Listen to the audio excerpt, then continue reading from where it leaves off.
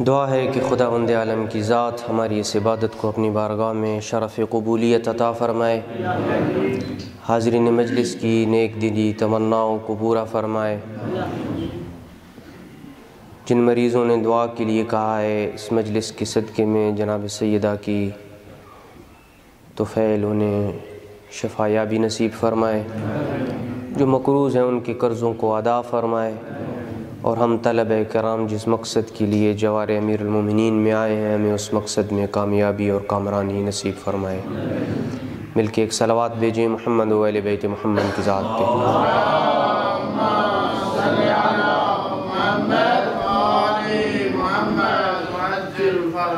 اگر اس خلا کو پر کر دیں تو آپ کی مہربانی ہوگی جو پیچھے بیٹھے ہیں، تاکہ مجلس کا ایک ماحول بنے۔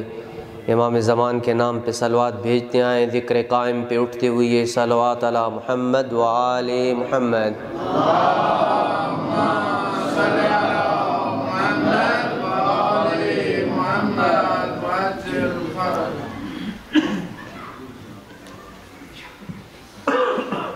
امام صادق علیہ السلام کے ایک صحابی جن کا نام جعفر بن عفان ہے، امام کی خدمت میں حاضر ہوئے۔ امام نے کہا یا جعفر، جعفر نے کہا لبیک جعلنی اللہ فداک، میرے ماں باپ آپ پہ قربان، جعفر آپ کی خدمت میں حاضر ہے۔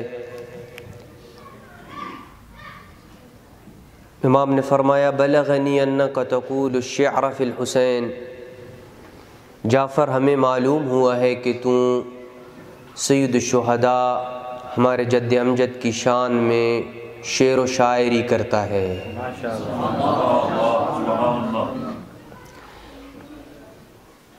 جعفر نے کہا بلا جعلنی اللہ فداک، ہاں میرے مولا میرے ماں باپ آپ پہ قربان ہو جائیں، میں اہل بیت کے حق میں شعر و شاعری کرتا ہوں۔ امام علیہ السلام نے کہا فقل، پھر میں جعفر صادق تجھے حکم دیتا ہوں کہ یہیں پہ مجلس بپا کر اور میرے جد کا ذکر کرو۔ جعفر نے کچھ اشعار کہے، بکا ومن حولہ، امام صادق علیہ السلام بھی روئے اور امام صادق کی محفل میں بیٹھے ہوئے جو افراد تھے وہ بھی روئے۔ حتی جرت الدموع علی لحیتہ ووجہہ، یہاں تک کہ امام کے ریش اقدس اور ان کے چہرے اقدس پہ آنسو بہنے لگے، اور کہا جعفر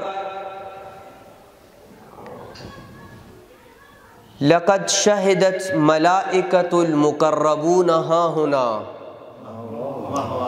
شہود آپ طلبہ کرام ہیں، شہود حضور کے معنی میں ہے یہاں پہ۔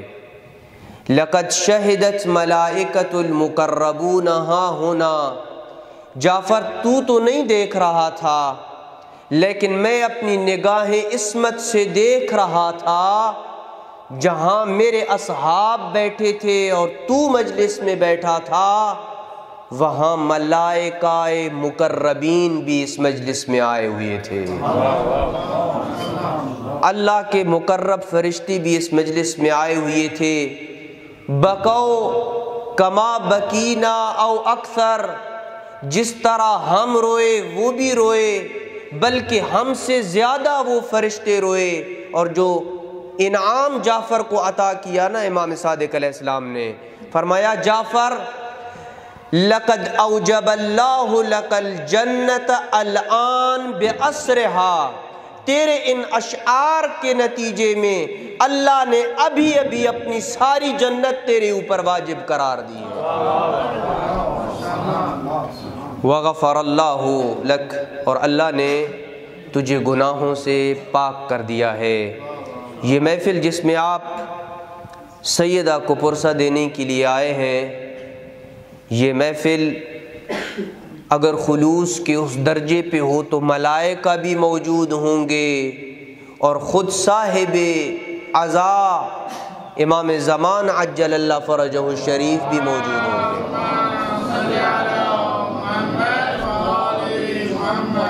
اور اس محفل میں آپ جتنی بار بھی جناب سیدہ کے اوپر درود بھیجیں گے، یقیناً آپ اس حدیث کے اور اس فرمان ختمی مرتبت صلی اللہ علیہ وآلہ وسلم کے مصداق قرار پائیں گے، جس میں ختمی مرتبت نے یہ ارشاد فرمایا، یا فاطمہ من صلی علیک، اے فاطمہ جس نے تیرے اوپر صلوات بھیجی، غفر اللہ لہ، اللہ اس کے گناہوں کو معاف کر دے گا۔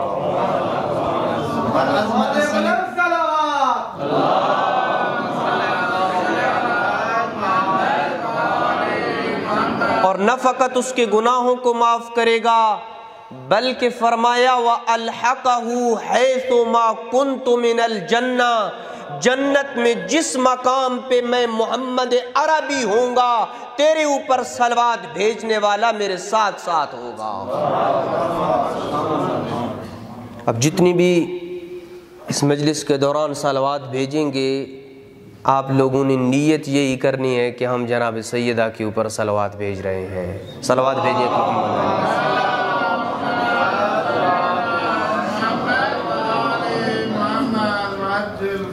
سورہ احزاب کی آیت نمبر 41 اور آیت نمبر 42 سرنامہ کلام میں آپ کے سامنے پڑھنے کا شرف حاصل ہوا ہے، جس میں خالق لم یزل ولا یزال اپنی لا ریب کتاب میں یہ ارشاد فرماتا ہوا نظر آتا ہے، یا ایھا الذین آمنوا، اے صاحبان ایمان، اذکروا اللہ ذکرا کثیرا، اللہ کا بہت زیادہ ذکر کرو، وسبحوہ بکرۃ واصیلا، اور صبح و شام اس کی تسبیح کیا کرو۔ ذکر کے بہت سارے مصادیق ہیں، وہ کون سا انسان ذکر کرے، وہ کون سا انسان اپنی زندگی میں ورد اختیار کرے جس کے اختیار کرنے سے انسان اس آیت کا مصداق بن جاتا ہے، اذکروا اللہ ذکرا کثیرا۔ کون سا ہم ذکر اختیار کریں کہ ہم ذکر کثیر کرنے والوں میں سے شمار ہونے لگیں۔ اس مشکل کا حل بھی ہمیں امام صادق علیہ السلام نے بتا دیا، فرمایا من سبح تسبیح فاطمۃ الزہراء، جس بندے نے فاطمۃ الزہراء کی تسبیح پڑھی، فقد ذکر اللہ ذکرا کثیرا، اللہ اسے اپنے لوح محفوظ میں زیادہ ذکر کرنے والوں میں سے لکھ دیتا ہے۔ عظمت جناب زہرا بے باواز بلند صلوات۔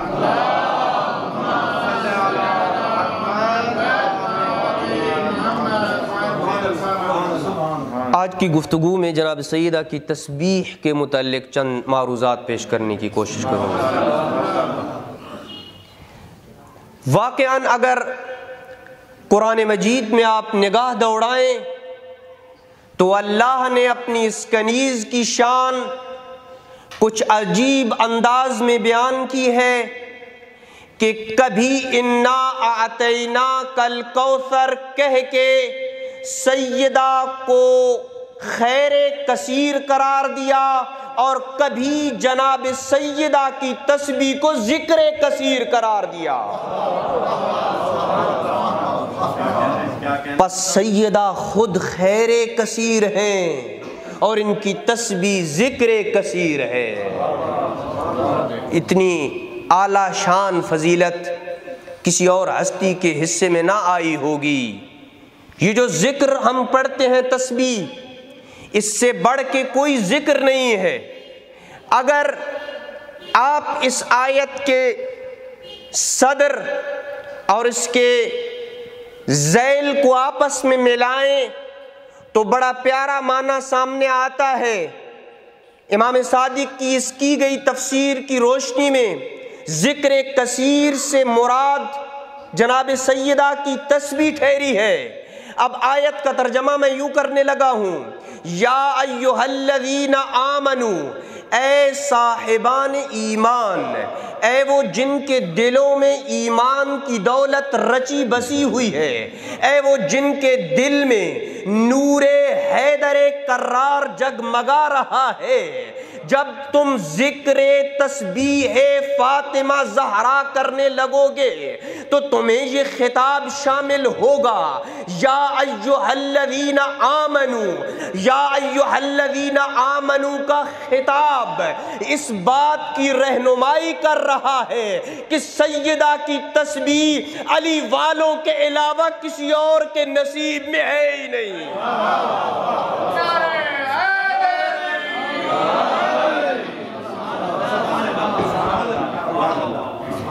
سیدہ کی تسبیح، اور اس سے جیسے میں نے عرض کیا ہے کہ اس سے بڑھ کے علی نحو الاطلاق کوئی ذکر نہیں ہے، کوئی ورد نہیں ہے، کوئی وظیفہ نہیں ہے۔ کیوں؟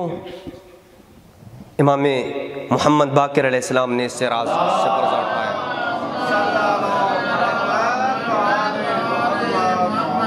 فرمایا ما عبد بشیء افضل من تسبیح فاطمہ الزہرا، فاطمہ الزہرا کی تسبیح سے بڑھ کے کوئی چیز اور ایسی ہے ہی نہیں جس سے اللہ کی عبادت کی جائے۔ کیوں؟ بہت ہی پیارا معنی ذکر کر رہا ہوں، کیوں کوئی اور چیز نہیں ہے اے امام باقر؟ کیا ذکر ختم ہو گئے ہیں؟ کیا کوئی اور ورد نہیں ہے؟ کیا کوئی اور وظیفہ نہیں ہے؟ کیوں یہ ایسا ذکر ہے جس کے ذریعے ہی عبادت اپنے کمال کے درجے پہ پہنچتی ہے؟ فرمایا ہی مئۃ باللسان والف فی المیزان، یہ گننے میں 100 دانے ہیں، شمار کرنے میں 1000 کے برابر ہے۔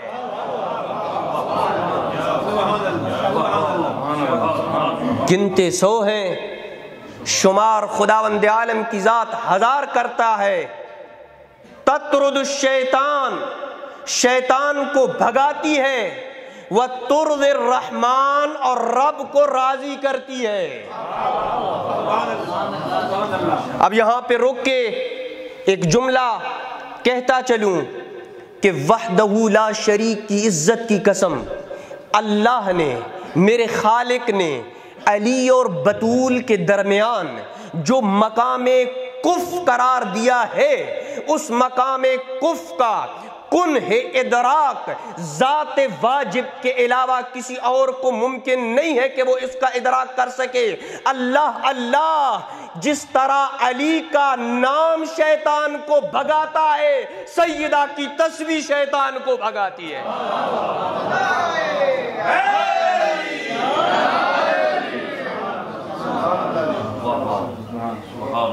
علی کے ذکر سے اللہ گناہوں کو معاف کرتا ہے، فاطمہ کی تسبیح سے اللہ گناہوں کو معاف کرتا ہے۔ اے علی، علی کی بارگاہ میں بیٹھے ہیں، مولا علی کو خطاب کر رہا ہوں، اے علی تیرا ذکر بھی فقط تیرے چاہنے والے کرتے ہیں، فاطمہ تیری تسبیح بھی فقط تیرے چاہنے والے پڑھتے ہیں۔ اے علی تیری تسبیح، اے علی تیرا ذکر مومن ہی کرتا ہے، منافق تیرے ذکر سے بھاگتا ہے، فاطمہ تیری تسبیح بھی منافق نہیں پڑھتا۔ بس وجہ مشابہت ملاتے آئیے جناب فاطمہ الزہرا اور جناب امیر علیہ السلام کے مقام کفیت کو مد نظر رکھتے ہوئے صلوات بھیجتے آئیں اور تھوڑا آگے آ جائیں، چونکہ پیچھے سے اشارہ کیا جا رہا ہے کہ مومنین کی تعداد بڑھ رہی ہے۔ صلوات بھیجیں محمد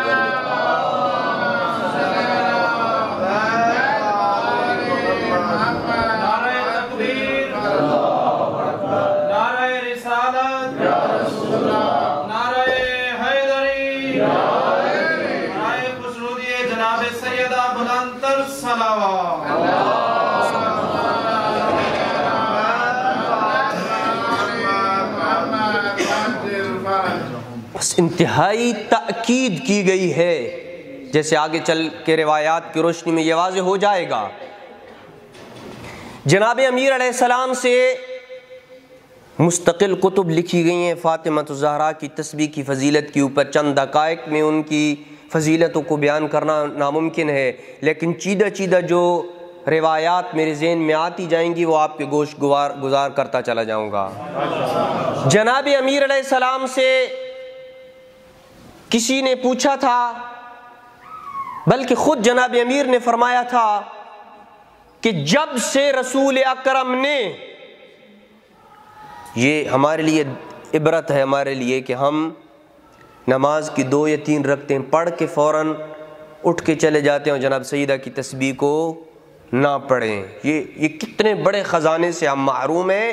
ان روایات کی روشنی سے یہ واضح ہو جائے گا۔ مولا فرماتے ہیں جب سے ختمی مرتبت نے مجھے اور فاطمہ کو یہ تسبیح تعلیم دی ہے، اس وقت سے لے کر اب تک کسی ایک دن بھی یہ تسبیح میری قضا نہیں ہے۔ سائل نے کہا مولا آپ کی زندگی میں کتنی سخت ترین راتیں اور دن آئے؟ کہا ہاں۔ کہا ایک رات ایسی بھی تھی جسے لیلۃ الحریر کے نام سے یاد کیا جاتا ہے، جس رات نیزوں پہ نیزے تھے، تلواروں پہ تلواریں تھیں اور تیروں پہ تیر تھے۔ کیا مولا اس رات بھی آپ نے جناب سیدہ کی تسبیح کو نہیں چھوڑا؟ کہا ہاں، لیلۃ الحریر کی سخت ترین رات بھی میں علی نے فاطمہ کی تسبیح کو نہ چھوڑا۔ اس عظیم اور مشکل ترین مرحلے میں بھی جناب سیدہ کی تسبیح کو، اور کیا کہنے جناب سیدہ کی تسبیح کے جملہ آپ اہل ایمان کے، سبھی اہل ایمان ہیں، ان کے لیے ہدیہ کر رہا ہوں۔ کوئی پڑھے یا نہ پڑھے جناب سیدہ کی تسبیح، فاطمہ تو وہ ہے جس کی تسبیح علی پڑھتا ہے۔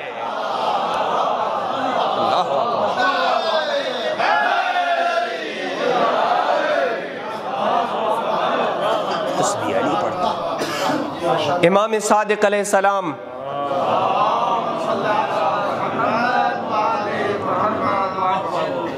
امام نے فرمایا من سبح تسبیح الزہرا فی دبر المکتوب قبل ان یبسط رجلیہ، جو بندہ اپنی واجب نماز کے بعد اپنی ٹانگوں کو پھیلانے سے پہلے، یہ تعبیر ہے ایک علماء نے اس جملے کی شرح میں اس کے اندر لکھا ہے قبل ان یبسط رجلیہ، اپنی نماز کی حالت کو بدلنے سے پہلے،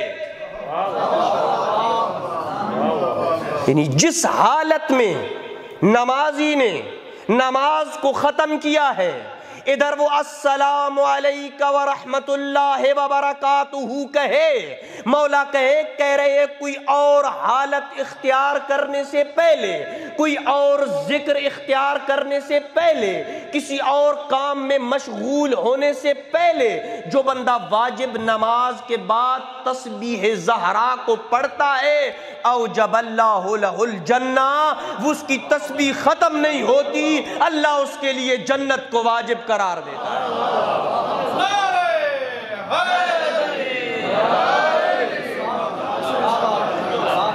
پس میرے خالق کو بزبان امام صادق قبول نہیں ہے کہ تو اپنی واجب نماز اور سیدہ کی تسبیح کے درمیان کسی چیز کو فاصلہ قرار دے۔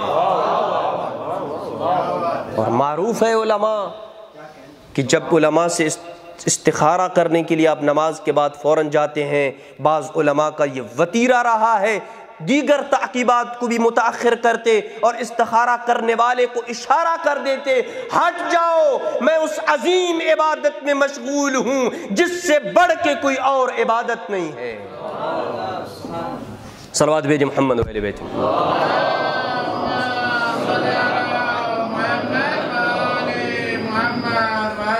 لہٰذا اپنی حالت کو بدلے مت، جس حال میں آپ نے نماز کو ختم کیا ہے اسی حال میں تسبیح جناب سیدہ کو پڑھیں، اور جب آپ تسبیح زہرا کو مکمل کر لیں، اگر کوئی بندہ تسبیح زہرا کو مکمل اس انداز میں کرتا ہے کہ 34 مرتبہ اللہ اکبر، 33 مرتبہ الحمدللہ اور 33 مرتبہ سبحان اللہ پڑھنے کے بعد اس کا اختتام لا الہ الا اللہ کے اوپر کرتا ہے، اللہ اسے ایسے بنا دیتا ہے جیسے آج شکم مادر سے باہر آیا ہو۔ شکم مادر سے باہر۔ عجیب روایت پڑھی ہے جناب سیدہ کی تسبیح کے متعلق، امام صادق سے ہی روایت ہے، فرمایا تسبیح، توجہ کا طلبگار ہوں، اس روایت کے متن کی طرف انسانی عقل دنگ رہ جاتی ہے۔ کون سا خزانہ تیرے اور میرے پاس موجود ہے جس سے ہم غافل ہیں؟ تسبیح کو پڑھنا اور بات ہے اور تسبیح کو معرفت سے پڑھنا اور بات ہے۔ پڑھتے ہم سب ہیں لیکن شاید اس معرفت سے آج تک ہم نے تسبیح نہ پڑھی ہو۔ امام صادق علیہ السلام فرماتے ہیں تسبیح فاطمۃ الزہراء فی دبر کل صلاۃ احب الی من 1000 رکعۃ فی کل یوم۔ جناب زہرا کی تسبیح ہر نماز کے بعد پڑھنا یہ 1000 رکعت روزانہ پڑھنے سے زیادہ مجھے معلوم۔ یہ کس کی 1000 رکعت ہے؟ یہ علی کے پوتے کی، یہ علی کے بیٹے کی 1000 رکعت نماز ہے، جس 1000 رکعت میں صادق آل محمد 1000 مرتبہ 1000 مرتبہ سورہ فاتحہ بھی پڑھیں گے، 1000 مرتبہ کوئی اور سورت بھی پڑھیں گے، 1000 رکوع بھی کریں گے، 2000 سجدے بھی کریں گے۔ پس مجھے کہنے دو صادق آل محمد کے 2000 سجدے ایک طرف، 1000 رکوع ایک طرف، 1000 سورہ فاتحہ ایک طرف، 1000 قرآن کی سورت ایک طرف اور تسبیح زہرا ایک طرف۔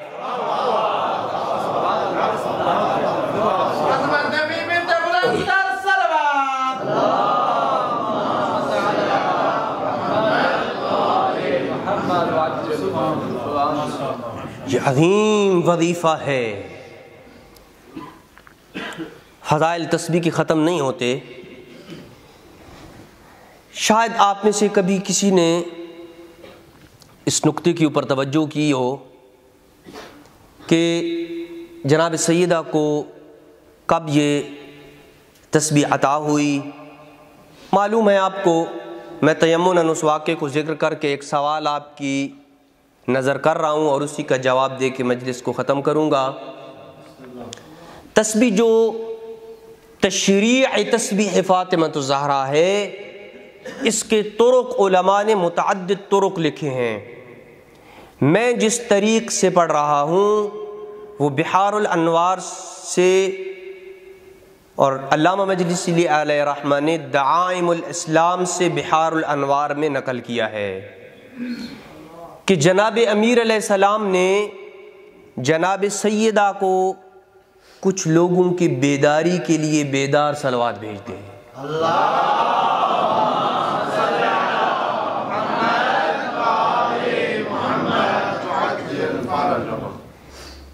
جناب امیر علیہ السلام نے جناب سیدہ کو کہا کہ مجھے علم ہوا ہے کہ عجم کے بعض ملوک اور بادشاہوں نے آپ کے بابا کی طرف کچھ غلام بھیجے ہیں، کچھ خادم بھیجے ہیں، کچھ کنیزیں بھیجی ہیں۔ آپ اپنے بابا کے پاس جائیں اور اپنے بابا سے یہ کہیں وَاسْأَلِيهِ أَن يُعْطِينَا الْخَادِمِ لیساعدک فی اعمال المنزل، کہ آپ کو کوئی خادم عطا کرے جو گھریلو کام کاج میں، گھر کے کام کاج میں آپ کا معاون اور مددگار ثابت ہو۔ جناب اس طریق میں مختصر، کافی لمبا طریق روایت ہے، میں اس کو مختصر کر رہا ہوں۔ جناب سیدہ جب بھی اپنے بابا کی محفل میں گئیں تو کچھ عجیب انداز میں جناب ختمی مرتبت نے اپنی بیٹی کا استقبال کیا ہے۔ اگر آپ اجازت دیں تو میں جناب ختمی مرتبت کا اپنی بیٹی کا استقبال پڑھ دوں۔ جو اس کے اوپر خوش ہیں وہ ذرا اتنی مشتاقانہ صلوات بھیجیں۔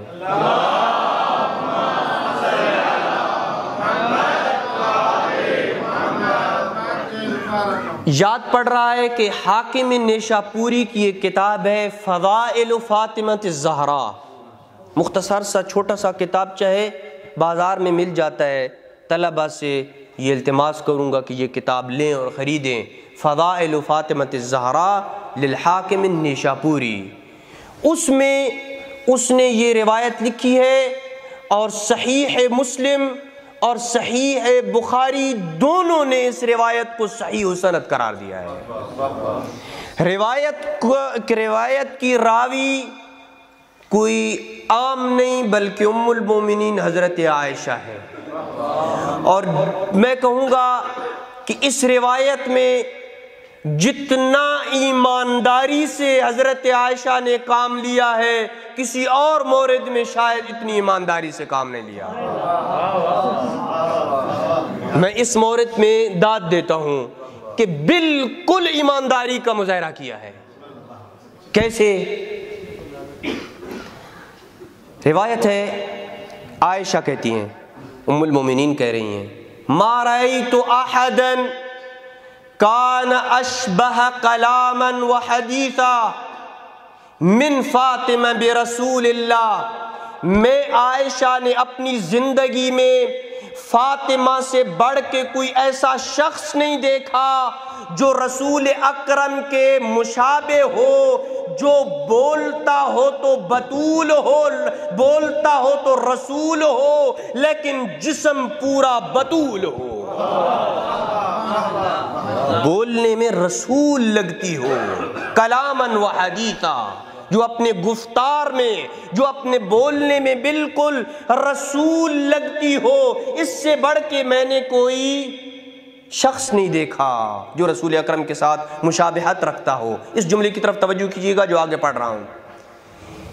کانت اذا دخلت علیہ، کانت کی تعبیر بتا رہی ہے کہ یہ ایک دو بار کی بات نہیں ہے، جب بھی، آپ پہلے علم ہے، کانت اذا دخلت علیہ، جب بھی جناب سیدہ اپنے بابا کی محفل میں جاتی، جناب سیدہ کے احترام میں ختمی مرتبت 5 کام کرتے، 5 کام کرتے ہیں۔ آگے اور جگہ نہیں ہے اور پیچھے طلبہ کہہ رہے ہیں کہ آگے بلائیں۔ صلوات بھیجیں محمد و اہل بیت محمد کی ذات۔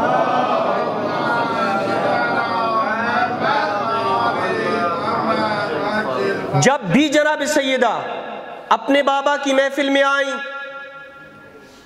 5 کام کیے۔ توجہ میری طرف رکھیے گا، انہی 5 کاموں کو بیان کر کے میں دوبارہ پلٹ رہا ہوں اس روایت کی طرف کہ جو خادم مانگنے گئی تھی جناب سیدہ۔ پہلا کام، رحب بہا، اپنی محفل میں جناب سیدہ کو خوش آمدید کہا۔ اور دوسرا جملہ، قام الیہا، طلبہ بیٹھے ہیں، جملے کی طرف توجہ کیجئے گا۔ ایک تعبیر عربی کی ہے قام لہا، ایک تعبیر عربی کی ہے قام الیہا۔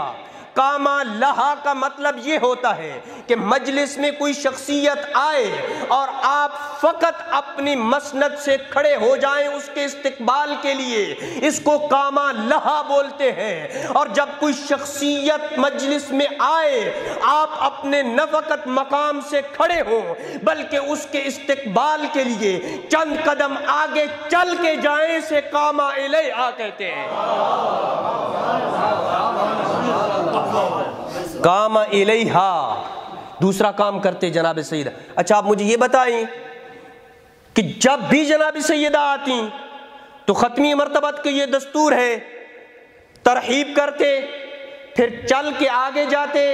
اب مجھے کہنے دو اگر رسول کی محفل میں کوئی اور ہوتا، ازواج ہوتی، علی ہوتے، حسن حسین ہوتے، پیغمبر کے احترام میں یہ بھی کھڑے ہو جاتے، نہ فقط کھڑے ہو جاتے بلکہ فاطمہ کے لیے چل کے آگے جاتے۔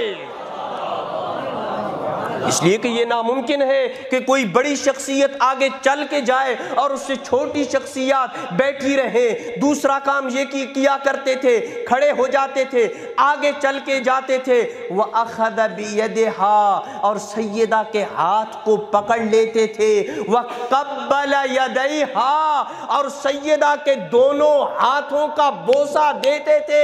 اب مجھے کہنے دو جس حد تک تو ہاتھ اٹھ سکتا تھا ختمی مرتبت اٹھاتے، جہاں تک ہاتھ کے اٹھنے کی حد ختم ہو جاتی پھر ختمی مرتبت جھک کے بوسہ دیتے۔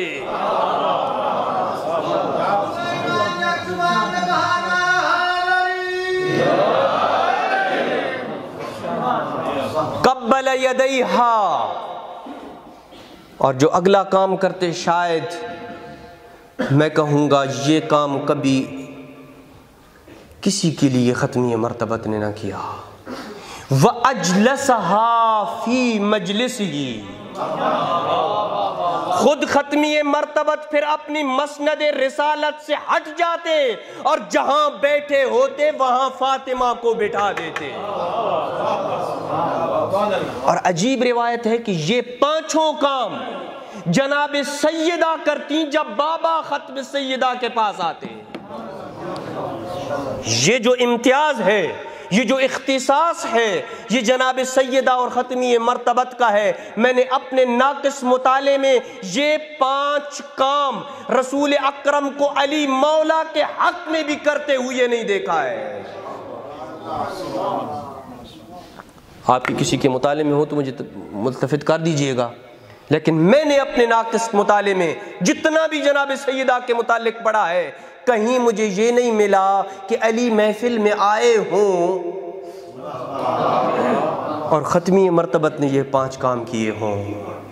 بس حسب عادت جب خادم مانگنے کے لیے بابا کی محفل میں آئیں ختمی مرتبت نے یہ 5 کام کیے۔ جناب ختمی مرتبت نے جب یہ سنا کہ میری آقا زادی ایک درخواست لے کے آئی ہے کہ گھر کے کام کاج میں مجھے ایک خادم کی ضرورت ہے، بڑا ہی پیارا جملہ فرمایا یا فاطمہ اعطیک خیر من الخادم وبما من الدنیا فیہا۔ فاطمہ اگر تم اجازت دو تو میں تمہیں ایک ایسی چیز ادا کروں جو دنیا وما فیہا اور خادم سے افضل ہے۔ کیا؟ تسبیح تعلیم دی۔ جب جناب سارا کو یہ تسبیح تعلیم دی جناب زہرا نے 2 جملے، ایک ہی جملے کو 2 بار تکرار کیا، اور یہ تکرار کیوں کیا اس کا راز آخر میں بتاؤں گا۔ رضیت عن اللہ وعن رسولہ، رضیت عن اللہ وعن رسولہ، میں اللہ کی عطا پہ بھی راضی ہوں اور اس کے رسول کی عطا پہ بھی راضی ہوں۔ اس سے یہ پتہ چلتا ہے کہ فاطمہ تو زہرا کو یہ جو تسبیح عطا کی گئی تھی یہ رسول خدا کو اللہ کی طرف سے ملی تھی، اللہ کی طرف سے ملی۔ تب تو جناب سیدہ کہہ رہی ہیں کہ میں رب کی رضا پہ بھی راضی ہوں اور اپنے بابا کی عطا کردہ چیز کے اوپر بھی راضی ہوں۔ اب کیوں راضی ہوں یہ آخر میں راز کھولے گا، اس کو آپ نے یاد رکھنا ہے۔ اور کیوں ناراضی ہوتی؟ کیونکہ یہ جو ذکر جناب سیدہ کو عطا کیا جا رہا ہے، اس کے بارے میں امام باقر علیہ السلام فرماتے ہیں لو کان شیء افضل منہ، اگر تسبیح فاطمۃ الزہرا سے بڑھ کے کوئی اور افضل چیز ہوتی لَنَحِلَهُ رسول اللہ فاطمہ، تو فاطمہ کو رسول خدا وہ چیز عطا کرتے۔ اس کا مطلب ہے کہ تسبیح فاطمہ سے بڑھ کے کوئی اور چیز افضل نہیں تھی۔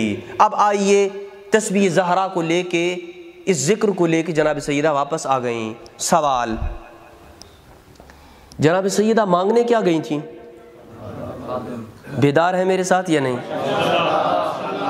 جناب سیدہ گئی تھی مانگنے خادم، اور ختمی مرتبت نے کیا عطا کیا؟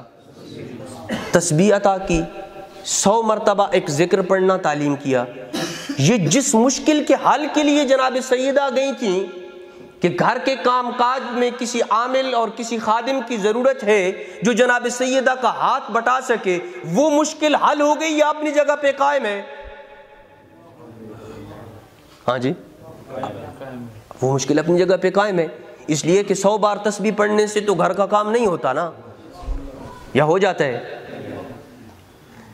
100 بار تسبیح پڑھنے سے جناب سیدہ کے نام اعمال میں یقیناً اجر اور ثواب لکھا جائے گا، لیکن آپ نے کبھی اس نقطے کی طرف توجہ کی ہے کہ جناب سیدہ مانگنے خادم گئی تھیں اور عطا تسبیح ہوئی؟ یہ ماجرا کیا ہے؟ جو ظاہری سبب بیان کیا جاتا ہے وہ یہ ہے کہ جناب سیدہ گھر کے کام کاج سے تھک جاتی تھیں، جس کی وجہ سے انہیں کسی شخص کی اور کسی کنیز کی ضرورت تھی جو گھر کے کام کاج میں جناب سیدہ کی معاونت اور مدد کر سکے، اس وجہ سے گئی تھی۔ لیکن جو باطنی سبب ہے، جو حقیقی سبب ہے، اس کی طرف آپ کی توجہات مبذول کرانے کی کوشش کروں گا، اور شاید تسبیح زہرا کا بیان کرنے کا مقصد بھی یہی ہے آج کی اس مجلس کا، کہ ہم یہ سمجھیں کہ خادم کی جگہ پہ تسبیح کیوں عطا ہوئی۔ بس اسی کا جواب، اور آپ میری مجلس ختم ہو گئی۔ جناب سیدہ کو عبادت سے بے پناہ عشق تھا، اتنا زیادہ عشق تھا کہ مناقب شہر آل عاشوب والے نے لکھا ہے اپنی 3 جلد میں، ما کان فی ہذہ الامہ اعبد من فاطمہ، فاطمہ سے بڑھ کے اس امت میں کوئی عبادت گزار نہیں تھا۔ اور اگر جناب سیدہ کی عبادت کو ایک جملے میں بیان کرنا ہو، توجہ آخری بندے تک، یہ جملہ ہدیہ کر رہا ہوں جناب سیدہ کے چاہنے والوں کو، کہ جناب سیدہ کی عبادت کا اندازہ اگر آپ نے لگانا ہے تو اس جملے سے لگا لیجئے کہ مؤرخین نے یہ لکھا ہے، وضعت الحسن بعد العصر وصلت مغرب، جس کے آنگن میں عصر کے وقت کے بعد حسن وجود میں آئے ہوں اور نماز مغرب اول وقت میں ادا کی ہو، ایسے عبادت گزار کو بطول کہتے ہیں۔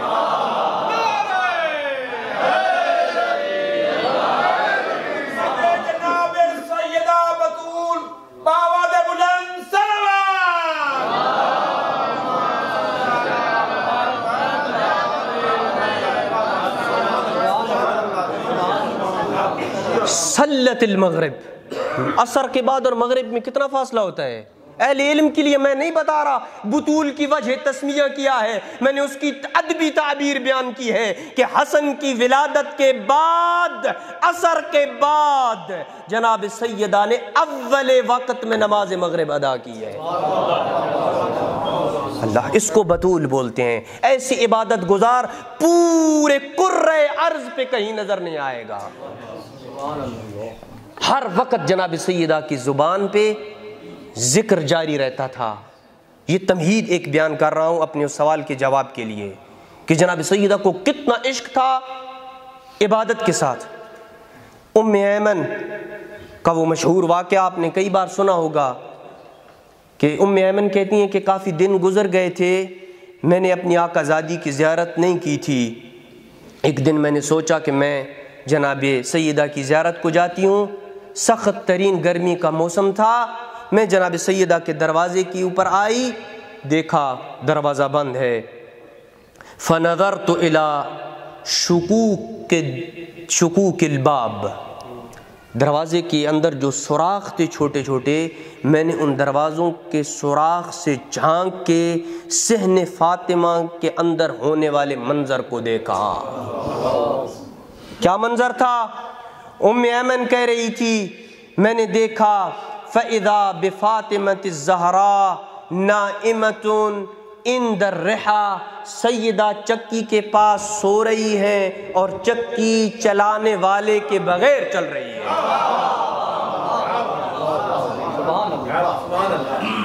پاس ہی حسین کا جھولا گہوارہ پڑا ہے جو ہلانے والے کے بغیر ہل رہا ہے، اور جناب سیدہ کے ہاتھ سے سبحان اللہ سبحان اللہ سبحان اللہ کی آوازیں آ رہی ہیں۔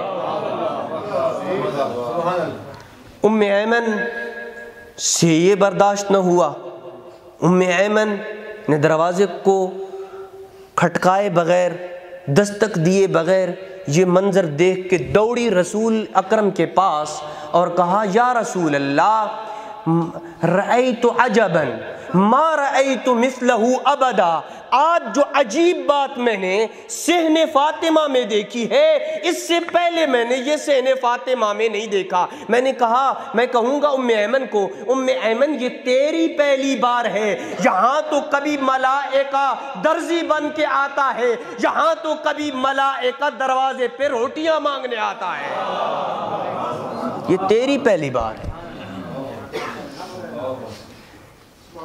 جناب ختمی مرتبت نے کہا ام ایمن اعلمی فاطمہ صائمۃ وہی متعبۃ، گھر کے کام کاج کی وجہ سے جناب سیدہ تھک گئی ہیں، اللہ نے جناب سیدہ کے اوپر نیند کا غلبہ کیا اور جناب سیدہ سو گئیں۔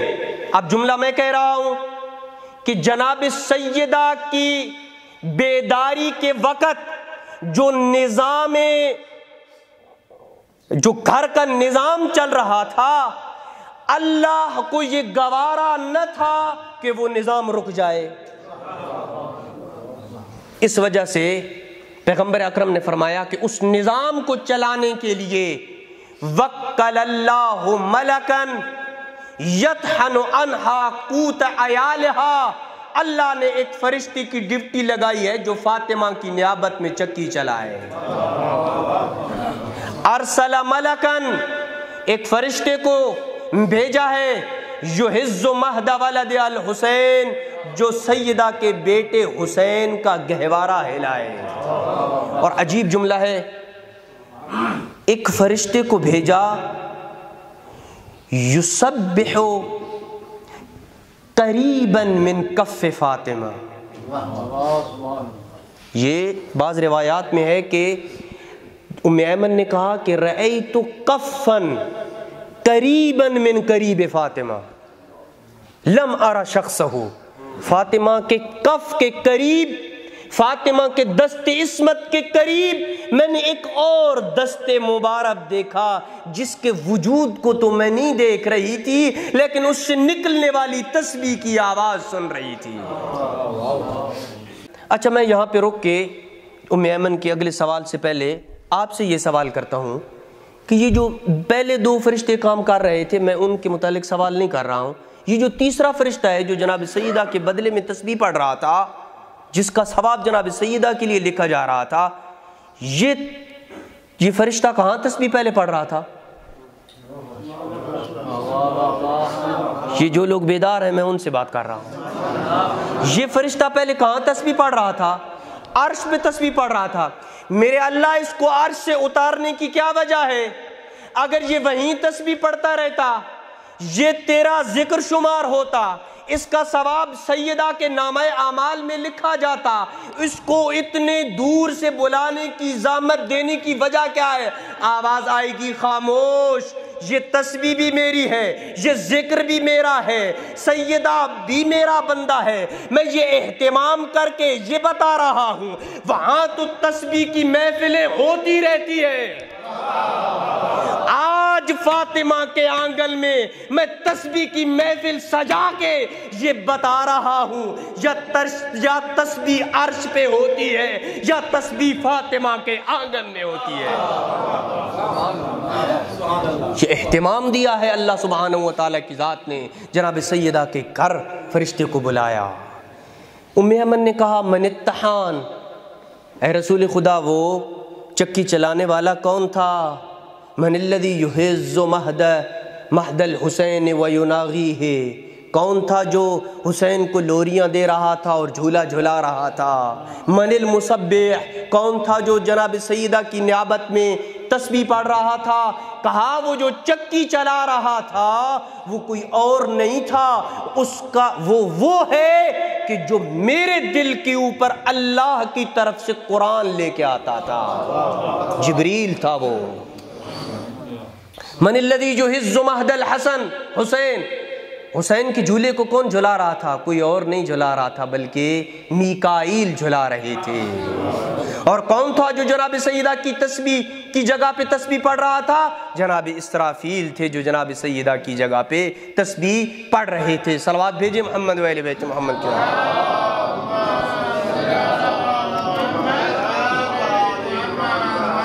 بار دیگر صلوات بھیجیں محمد و اہل بیت۔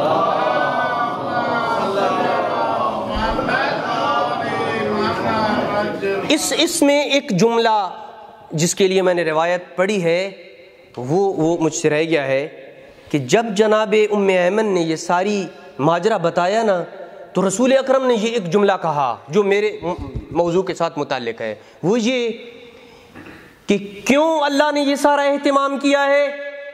لِأَنَّ فَاطِمَ لَمْ تَفْتُرْ عَنْ ذِكْرِ اللَّهِ، اس لیے کہ سیدہ کی زندگی کا کوئی لمحہ ایسا نہیں ہوتا تھا جب جناب سیدہ اللہ کے ذکر سے دور رہتی ہوں، ہر وقت اللہ کے ذکر میں رہتی تھیں۔ اسی وجہ سے جتنی دیر سوتی رہیں ایک فرشتے کو مقرر کیا جو ذکر کرتا رہے اور اس کا ثواب جناب سیدہ کو ملتا رہے۔ عبادت گزار تو آپ نے بہت سارے دیکھے ہوں گے، لیکن ایسا عبادت گزار اذا قامت فی محرابہا، جب وہ اپنے محراب عبادت میں کھڑا ہوتا تھا اس کی پیشانی سے جو نور نکلتا تھا وہ اہل آسمان کے لیے یوں چمکتا تھا جیسے زمین والوں کے لیے چاند تارے چمکتے ہیں۔ چاند تارے چمکتے ہیں۔ اور جناب سیدہ کو زہرا کہنے کی جو تسمیہ ہے وہ وجہ جو ہے وہ بھی عبادت کے ساتھ متعلق ہے کہ دن کے 3 اوقات میں جو نماز ہم پڑھتے ہیں، جناب سیدہ جب 3 وقت کے نماز کے لیے محراب عبادت میں کھڑا ہوا کرتی تھیں تو ان کی پیشانی سے جناب علی، اس جملے کو یاد رکھیے گا، علی مولا کے لیے نور نکلتا تھا، علی مولا کے لیے نور نکلتا تھا۔ جب صبح جناب سیدہ نماز کے لیے محراب عبادت میں کھڑی ہوتی تھیں تو سفید رنگ کا نور جناب سیدہ کی پیشانی سے نکلتا، اور یہ نور یوں نہیں تھا کہ جو فقط اس محراب عبادت تک ہی رہتا، اس کو بھی ذکر کرتا چلوں، ایام فاطمیہ ہیں، کل چھٹی ہے، کوئی مسئلہ نہیں، کہ وہ جو نور نکلتا تھا، جو صبح نور نکلتا تھا وہ سفید رنگ کا ہوتا تھا، اور یہ نور فقط جناب سیدہ کے گھر اور محراب عبادت تک منحصر نہیں ہوتا تھا، يدخل بیاض ذلك النور فی حجرات الناس والناس فی فراشہم، صبح لوگ اپنے بستروں میں سوئے ہوئے ہوتے تھے، یہ نور ان کے گھروں میں جا کے گھس جاتا تھا، فتبیض حیطانہم، ان کے گھر کے در و دیوار کو نورانی کر دیتا تھا۔ یہ لوگ جب اپنے گھروں کے در و دیوار کو نورانی دیکھتے تو دوڑ کے ختمی مرتبت کے پاس آتے، یا رسول اللہ یہ کیسا نور ہے جو مدینہ کے ہمارے گھروں کے اندر گھس جاتا ہے صبح صبح؟ کہا فاطمہ کے گھر جاؤ، جناب سیدہ کے گھر تشریف لے کے وہ لوگ آتے، دیکھتے جناب سیدہ محراب عبادت میں عبادت کر رہی ہیں اور ان کے چہرے سے سفید رنگ کا نور نکل رہا ہے۔ پھر جب ظہر کا وقت آتا، پھر علی کے لیے، ہاں روایت میں ہے علی کے لیے یہ بات میں بتاؤں گا علی کے لیے کیوں، یہ جاننا ضروری ہے کہ یہ علی کے لیے کیوں تھا۔ صلوات بھیجے محمد علیہ وسلم۔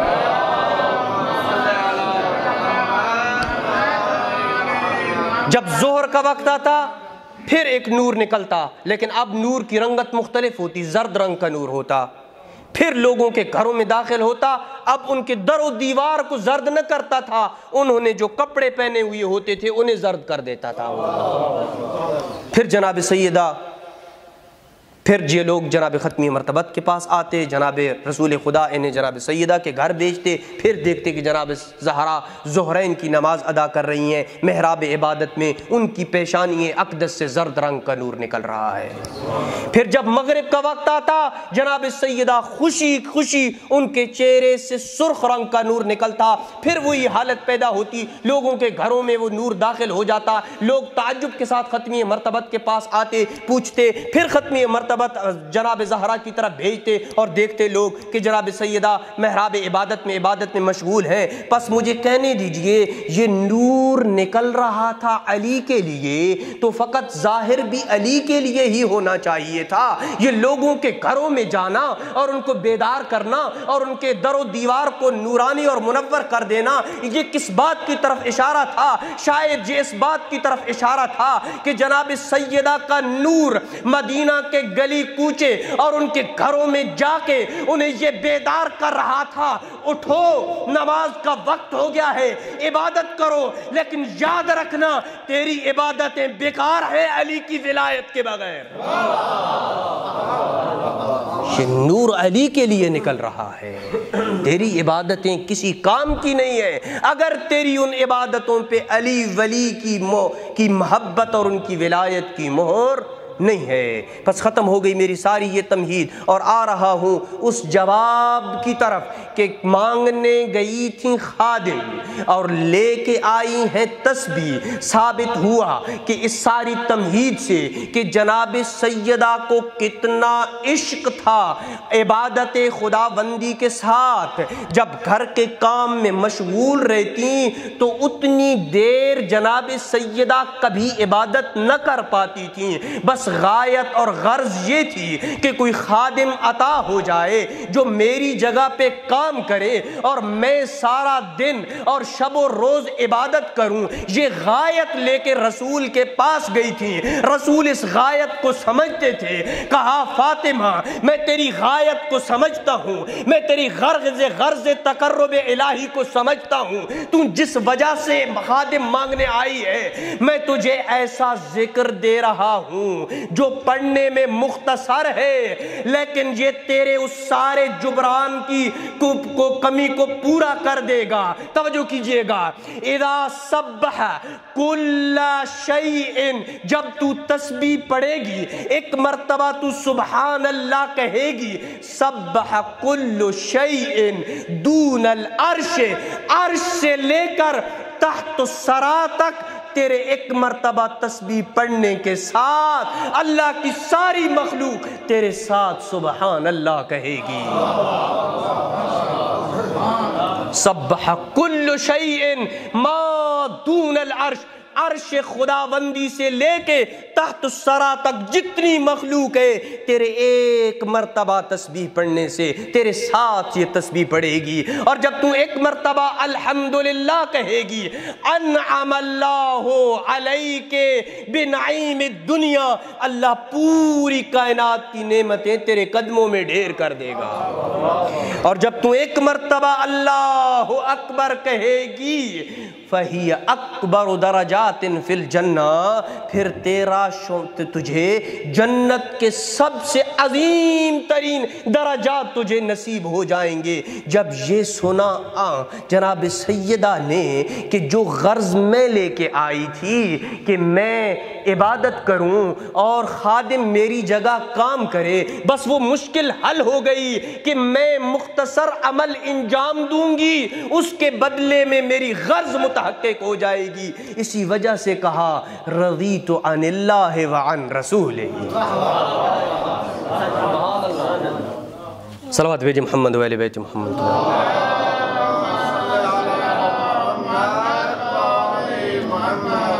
جناب زہرا پہ باواز بلند صلوات۔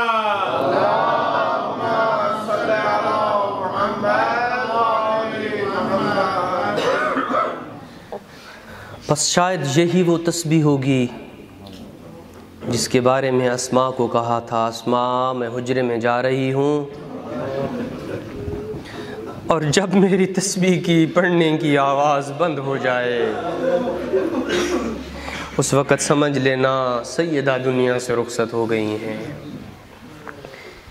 روایت کہتی ہے کہ جس دن جناب سیدہ کا آخری دن تھا، اس وقت جناب سیدہ نے اپنے بچوں کو نہلایا، کھانا تیار کیا، خود غسل کیا، اپنے حجرے میں آئیں، حسنین کو بھیج دیا کہ جاؤ نانا کی قبر پہ جا کے میری صحت یابی کی دعا کرو۔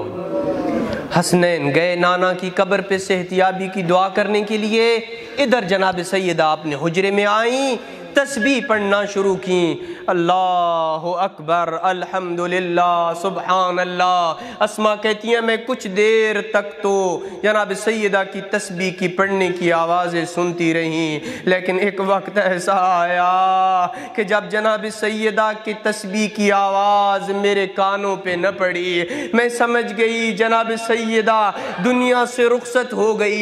کوئی اتنا تعلق، گہرا تعلق تھا۔ ادھر حسنین بھی دوڑتے ہوئے نانا کی قبر کو چھوڑ کے گھر میں آئے، اسماء نے روکا، کھانا تیار ہے، کہا ہماری اماں کہاں ہے، ہم نے اماں کو ملنا ہے۔ جب آنگن میں سیدہ نظر نہ آئی، دوڑ کے اس حجرے میں آئی، جہاں پہ جناب سیدہ چادر کے نیچے تھی، عزادارو چادر کا ہٹانا تھا۔ امام حسن نے دیکھا، انا للہ وَإِنَّا إِلَيْهِ رَاجِعُونَ، پہلا مرثیہ پڑھا، یا اماں کلمینی، اماں مجھ سے ہم کلام ہو، میری روح قبل اس کے کہ میرے جسم سے نکل جائے۔ عزادارو پھر غریب کربلا آگے بڑھے، اماں کے قریب آئے اور کہا اماں، حسین کا خطاب حسن کے خطاب سے مختلف تھا، کہا اماں انا ابنک الحسین، اماں میں تیرا بیٹا حسین ہوں، اب مجھے کہنے دیجئے غریب کربلا نے 2 مرتبہ ماں کو بلایا تھا، ایک مرتبہ ماں کی میت پہ بلایا تھا، دوسرا مدینہ الوداع کرتے وقت بلایا تھا، اس مرتبہ تو جواب نہ آیا، لیکن 28 رجب کو جواب آیا قبر سے، السلام علیکہ یا غریب الام، اے ماں کے غریب بیٹے میرا سلام، السلام علیکہ یا عطشان الام، اے ماں کے پیاسے بیٹے میرا سلام، اور تیسرا جو سلام تھا بڑا دردناک تھا، السلام علیکہ یا سحقان الام، اے گھوڑوں کی ٹاپوں تلے روندے جانے والے حسین میرا سلام قبول کر۔ عزادارو روتے روتے اجرکم اللہ، حسن و حسین دوڑے مسجد نبوی میں آئے، جناب امیر علیہ السلام نے حسنین کو روتا دیکھا، پوچھا، رونے کا سبب پوچھا، کہا اولیس امنا ماما فاطمہ ماتت، بابا ہماری اماں مر گئی ہے، اماں زہرا دنیا میں نہ رہی۔ روایت کہتی ہے فوقع علی وجہی، وہ علی جسے خیبر کا پہلوان نہ گرا سکا، وہ علی جسے عمر ابن عبدود نہ گرا سکا، وہ علی جسے کوئی پہلوان نہ گرا سکا، زہرا کی موت کی خبر سن کے علی منہ کے بل زمین پہ گرے۔ اجرکم اللہ۔ حسنین کو ہاتھوں سے پکڑا، دوڑتے ہوئے میت بطول پہ آئے، ایک مرثیہ پڑا دل ہلا دینے والا، کہا بمن العزاء بک یا زہرا، زہرا تیرے بعد مجھے تسلیہ کون دے گا، زہرا میرا مونس و مددگار، تیرے بعد کون ہوگا۔ عزادارو، غسل و کفن کا وقت آنا شروع ہوا۔ عزادارو، اس سے پہلے جناب سیدہ کے اجرکم اللہ، جناب سیدہ کے سرا نے ایک وصیت پڑھی تھی، علی مولا نے وہ وصیت اٹھائی۔ وصیت کے جملے تھے حنتنی وغسلنی وکفلنی وصل علی باللیل، علی مجھے حنوت بھی خود دینا، مجھے کفن بھی خود دینا، مجھے دفن رات کے اندھیرے میں کرنا۔ کوئی اہل علم پڑھ رہا تھا یہ سارے کام رات کو کرنے کی وصیت کیوں کی؟ شاید خیال ہو دل میں علی میرے زخم نہ دیکھ لے، رات کا اندھیرا ہوگا، علی زخم نہ دیکھ پائے گا۔ میں کہوں گا سیدہ تیری یہ حسرت پوری نہ ہو سکی۔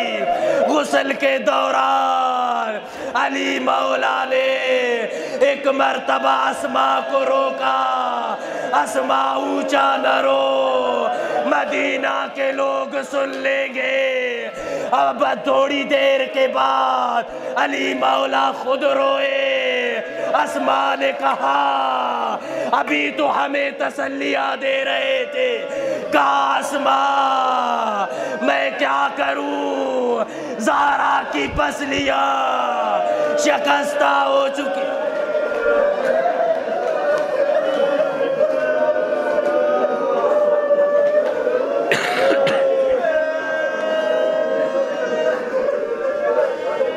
اسماء میں کیا کروں، زہرا کی پسلیاں ٹوٹی ہوئی ہے، مجھے ساری زندگی نہیں بتایا، زہرا کا پہلو زخمی ہے۔ عزادارو، جنازہ تیار ہوا، حسن و حسین کو کہا، حسن و حسین کو کہا حسن حسین آؤ اپنی ماں کا آخری دیدار کر لو۔ عزادارو، خدا کیجئے اس سن میں کسی کی، خدا نہ کرے اس سن میں کسی کی ماں دنیا سے رخصت ہو جائے اور ماں بھی بطول جیسی ہو اور الوداع کرنے والا بابا علی بلا رہا ہو۔ عزادارو، روایت کہتی ہے جب علی مولا نے کہا آؤ الوداع کرو، حسن و حسین دوڑے۔ ادھر بطول کی میت کی حالت کیا تھی؟ علت و حلت و مدت یدا۔ راوی کہتا ہے علی میں دیکھ رہا تھا کہ بطول کی میت کے بند کھلے، دونوں ہاتھ باہر آئے، آؤ میرا کربلا کا غریب، آؤ میرا حسن الوداع کر لو۔ حسن و حسین نے الوداع کیا۔ عزادارو، رات کی تاریکی میں جنازہ دفن ہوا۔ میں آخری جملہ باقر شریف کرشی کی روح کو اللہ غریق رحمت کرے، انہوں نے یہ جملہ لکھا ہے کہ جب لحد میں اتار چکے علی مولا، لے جا اپنے ذہن کو اس وقت مدینہ۔ میں نہیں کہتا جنت البقیع، میں نہیں کہتا حجرہ رسول، میں نہیں کہتا روضۃ بین ریاض الجنہ، اس لیے کہ مجھے پتہ ہی نہیں ہے بطول دفن کہاں ہے۔ عزادارو لے جاؤ اپنے ذہن کو، اس وقت مدینہ کے شہر میں علی سرالے بیٹھے ہیں، بطول کی میت کو قبر میں اتارنے کے بعد جنت البقیع ہو یا روضہ رسول ہو، علی نے ایک نگاہ دوڑائی، رسول کی طرف متوجہ ہوئے، یا رسول اللہ لقد استرجعت الودیعہ، اے رسول خدا میں امانت لوٹا رہا ہوں، آؤ مل کے علی کی طرف متوجہ ہو۔ علی مولا جب امانت ملی تھی، امانت سالم تھی، امانت کا پہلو زخمی نہ تھا، آج امانت